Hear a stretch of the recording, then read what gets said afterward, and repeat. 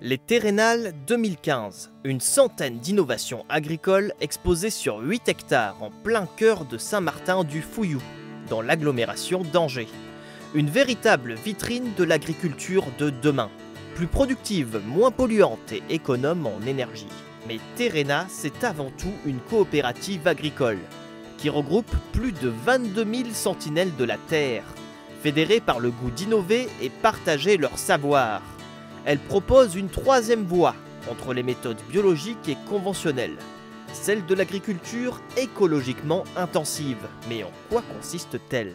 C'est bien sûr d'intensifier l'écologie et de remettre au cœur du dispositif l'agriculteur qui teste des innovations, qui les met en place sur son exploitation et qui les transmet aux autres agriculteurs. On se dit que l'innovation, elle doit être partagée.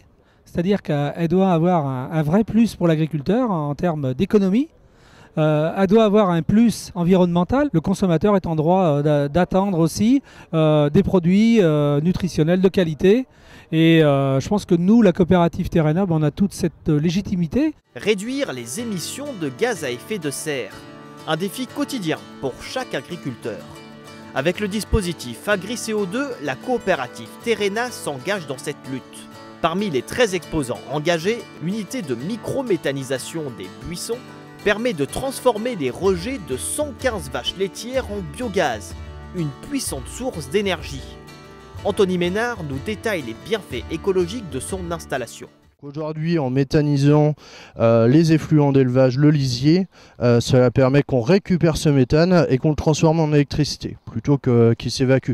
Donc on estime aujourd'hui que 60% des émissions de gaz à effet de serre sont récupérées et servent à produire de l'électricité. C'est la production électrique d'environ 60 foyers. Bien que responsable de nombreuses pertes d'emplois dans le secteur agricole, la robotisation accélère le développement de cultures moins polluantes.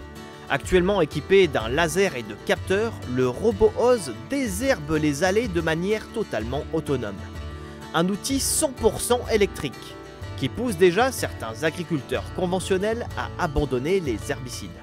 On a une vingtaine de robots qui tournent et on a notamment des producteurs qui sont en conventionnel et ça leur permettra d'utiliser moins, voire plus de pesticides. On est sur l'énergie électrique, donc forcément diminution de l'impact des gaz à effet de serre. Il fait 150 kg répartis sur 4 points.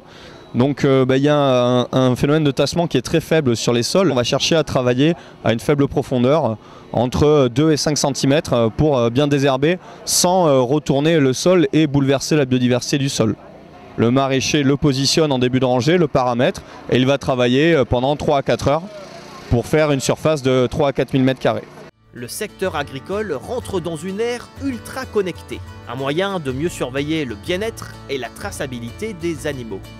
Parmi la vingtaine d'innovations exposées, une paire de lunettes connectées permet à l'éleveur de contrôler son exploitation sans les mains, via une puce électronique RFID implantée dans chaque animal.